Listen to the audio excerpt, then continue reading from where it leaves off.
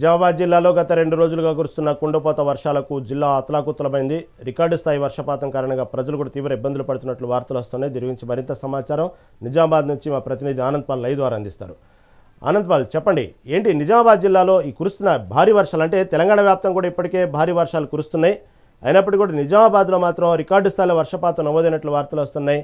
అదేవిధంగా ఈ పైనుంచి ఏదైతే భారీ వర్షానికి ఇటు శ్రీరామ్ సాగర్ ప్రాజెక్టులు కూడా ఎత్తడంతో ఒక్కసారిగా వరద లోతట్టు ప్రాంతాలు మొత్తం జలమైనట్టుగా వార్తలు వస్తూ ఉన్నాయి.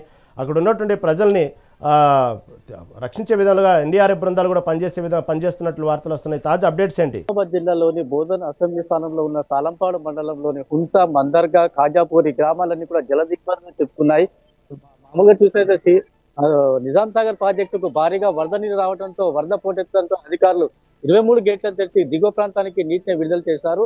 ఆ విడుదల చేసిన నీరు ఈ గ్రామాలకు చేరడంతో ఆ గ్రామం అంతా కూడా జల దిగ్బంధంలో ఉంది. అయితే సంఘటనా స్థలానికి ఊర్లో చేరుకున్న అధికారులందరినీ కూడా పునరావాస కేంద్రాల్లో కూడా తరలిస్తా ఉన్నారు. ప్రస్తుతం అయితే మనం పునరావాస కేంద్రం వద్ద ఉంటాం. ఇక్కడ 3 గ్రామాలకు చెందిన ప్రజలు ఉంటున్నారు. హున్స, మందర్గా, ఖాజాపూర్ వీరందరికీ కూడా ఇక్కడ పునరావాస కేంద్రం ఏర్పాటు చేశారు. ఇక్కడ పునరావాస కేంద్రాల్లో వీరికి కావాల్సిన ఆహారము తదితర వాటిని కూడా అందిస్తా ఉన్నారు అధికారులు. అయితే భారీగా వర్షాలు కురిస్తే మటుకు మరింత ప్రమాదం ఈ గ్రామాలకు పొంచి ఉందని చెప్పేసి అధికారులు అంటున్నారు. ఇప్పటికైతే ట్రాక్టర్ల ద్వారా ఎస్టీఎస్ఎఫ్ బృందాలలో గ్రామంలోకి వెళ్లారు. అక్కడ కొంత మేర కూడా ట్రాక్టర్ ద్వారా కొంత మందిని తీసుకొచ్చి ఇక్కడ ఉన్న ఈ పునరావాస కేంద్రంలో వారందరూ కూడా ఉన్నారు. ఇదే అంశంపై గ్రామాలకు చెందిన కొందరు వారితో కూడా మనం మాట్లాడదు. ఇప్పుడు ఎట్లా ఉంది మీ గ్రామంలో పరిస్థితి? భారీగా వర్షాలు కురుస్తున్నాయి. నిజాం సాగర్ ప్రాజెక్టు గేట్లు ఎత్తిరు కదా, ఎట్లా ఉంది ఇప్పుడు పరిస్థితి? పడవలు కానీ సైనిక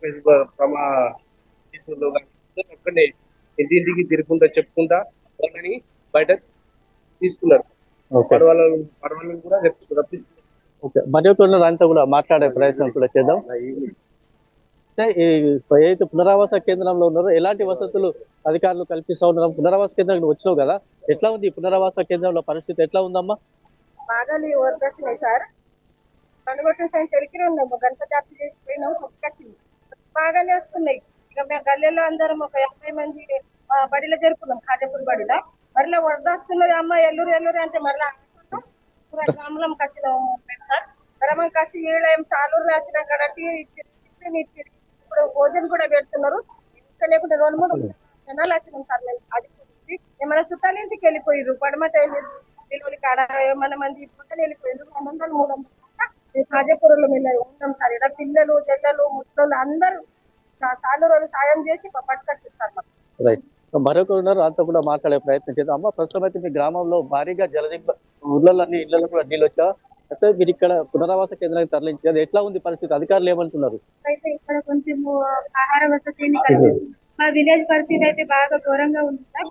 అలాగే మందర్న, ఖాజాపూర్ మా విలేజ్ లో మొత్తం బాగా ఇబ్బందిగా ఉంది సార్. అలాగే మాకు కొంచెం గవర్నమెంట్ తరఫున సహాయం అందించాలని మేము ఇప్పటికైతే మాకు ఆహార సౌకర్యం అంతా. ఇది ఈ పరిస్థితి ఈ గ్రామంలో ఉన్నది. 3 గ్రామాలకు చెందిన ప్రజల మట్టి ఇక్కడ పునరావాస కేంద్రం కూడా తరలించారు. అయితే ప్రస్తుతం అయితే ఆరోగ్య శాఖ అధికారులు కూడా ఇక్కడ ప్రత్యేకంగా క్యాంపులు కూడా ఏర్పాటు చేసి ఇక్కడ ఎవరికి ఎలాంటి అనారోగ్యాలు తలెత్తకుండా చర్యలు తీసుకుంటా ఉన్నారు. భారీగా నిజాం సాగర్ ప్రాజెక్టు చెందిన గేట్లు ఎత్తడంతో ఈ పరిస్థితి జరిగిందని చెప్పేసి గ్రామస్తులు అంటున్నారు. సుమారుగా 1000 ఎకరాల వరకు కూడా పంట నష్టం జరిగిందని చెప్పేసి వాళ్ళు ఆందోళన వ్యక్తం చేస్తూ ఉన్నారు. అయితే మరికొన్ని రోజులు కూడా ఇలాగే వర్షం భారీగా కురిస్తే మటుకు తమ గ్రామాలు మరింత ప్రమాదంకు గురయ్యే అవకాశం కూడా ఉందని చెప్పేసి స్థానికులు అంటున్నారు. ఇది ఇక్కడున్న తాజా పరిస్థితి.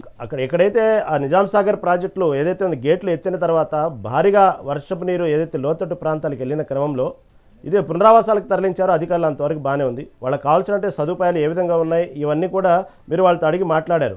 వాళ్ళకి సరైన సదుపాయాల విషయంలో అలా ఉంటే ప్రస్తుతం అక్కడ ఉన్నటువంటి ఈ 2 రోజులు కూడా భారీ వర్షాలు ఉన్నాయి, ఉత్తర తెలంగాణలో అంటూ వార్తలు వస్తున్నాయి. ప్రస్తుతం అక్కడ పరిస్థితి ఎలా ఉంది? ఇంకా ఎన్డీఆర్ఎఫ్ బృందాలు సహాయక చర్యలు పాల్గొంటున్నాయా? అక్కడ అధికారులు సమీక్షిస్తున్నారా? పరిస్థితి ఎలా ఉంది? ప్రస్తుతం అయితే 3 గ్రామాలకు కూడా ఎస్డీఆర్ఎఫ్ బృందాలను కూడా తరలించారు. రెవెన్యూ, పోలీసు శాఖ ఆధ్వర్యంలో కూడా గ్రామాల్లో ట్రాక్టర్ల ద్వారా వెళ్ళడం జరిగింది. ఆ ట్రాక్టర్ల ద్వారానే ఇక్కడ ప్రాంతాలకు కూడా వీళ్ళని పునరావాస కేంద్రాలకి ఆ 3 గ్రామాల కింద ప్రజలను తరలించారు. పరిస్థితి మటుకు అదుపులో ఉంది.